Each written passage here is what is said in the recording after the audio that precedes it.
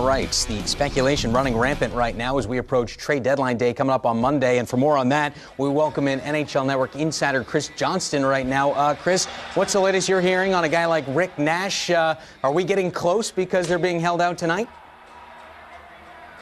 Well, certainly it suggests that, and I think that the Rangers in this case are just taking some precautions. Obviously, you don't want to risk an injury that could affect a potential trade for Rick Nash. And in the Rangers' case, they play tonight, they play Friday, they also have a game Sunday before Monday's deadline, so it could be a couple games he ends up missing before a deal gets done. But certainly, Rick Nash is one of the players we can say with a lot of certainty that he'll be moved by Monday. There's been a lot of conversations involving him, a lot of interest, and it's a matter of zeroing in on the right package. I do feel he might be one of the first of the wingers to go on this free agent class. That's an area where there is a lot of players available. Another name we're hearing a whole lot about of late, Erik Karlsson. But how much certainty do we have in that department that he's on the move?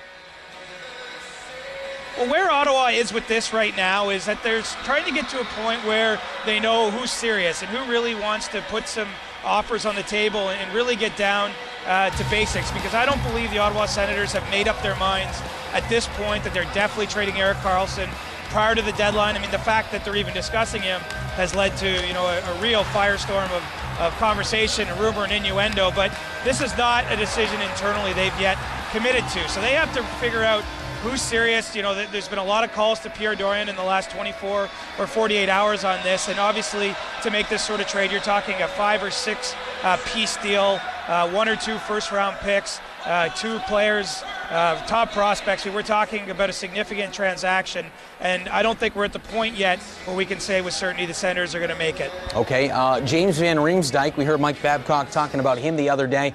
Should we expect JVR traded? Well, these are some nervous times for James Van Riemsdyk. I mean, he really loves living in Toronto. He's been through some down years with his team, and obviously things have turned around in a big way for the Maple Leafs. And, it's not a guarantee he's with the team beyond the trade deadline. The Leafs are at a stage where they're listening. They're open to ideas. By no stretch do they feel that they have to move James Van Riemsdyk, even though he is due to become an unrestricted free agent.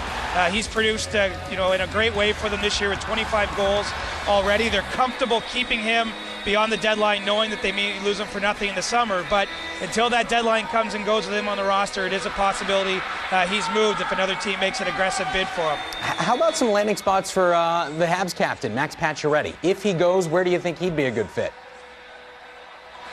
Well, there's been a strong connection there with the St. Louis Blues going back. We know that St. Louis isn't as interested in the rental market as some teams, and Max Pacioretty is a player that has a contract beyond this season, fills a potential need for them, inside their top 6. I keep an eye on them.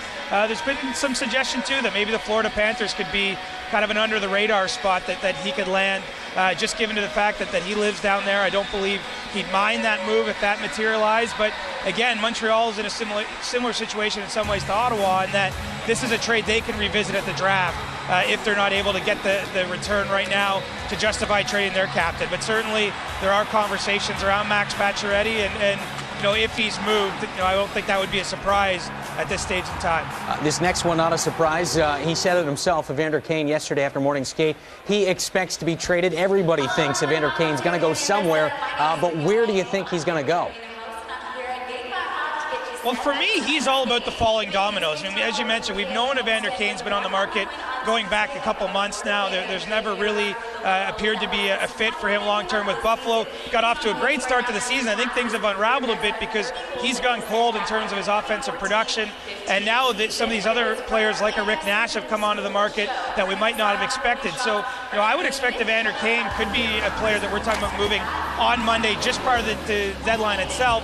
And he could end up at one of the places where, a team has been in on the Nash bidding, on the Pacioretty bidding, and they fail in those spots and then redouble their efforts to the Buffalo Sabres. So this feels to me a bit like a staring match, because Evander Kane could have been had by a lot of these teams going back several weeks, and with other players at that position, more likely to move. I wouldn't be surprised if we're talking about him right down until the wire. We saw Jarome Iginla skating with the Providence Bruins, the AHL affiliate of the Boston Bruins, the other day. Do you think there's a team out there, a playoff team, that takes a run at this veteran guy? there's some interest for sure. And, you know, the key here for Joe McGinley is he wants to go to a place where the team is contending. And, you know, that adds an extra element here. He would have to sign by 3 p.m. Eastern on Monday to be eligible for the playoffs. But, you know, clearly this is an effort by his part, skating twice this week with the Providence Bruins to show that he's healthy, to try and get back. I wonder if that fit might be in Boston, where he's now making his home. Not sure that that's a fit, but it's certainly a place Joe McGinley would be happy to wind up. And in this case, the contract isn't going to be an issue. He's not going to be making big money. It's really about one more chance to go for the Stanley Cup and join a good team. And you know, in the case of a team that's looking to sign him, you're not giving much up other than the roster spot to go and do that. It's a very low-risk maneuver. All right, things starting to heat up ahead of Monday's trade deadline. Chris, this is your time to shine, so we appreciate a few minutes of your time. Enjoy the game tonight. We'll talk to you again in the next couple of days, that's for sure.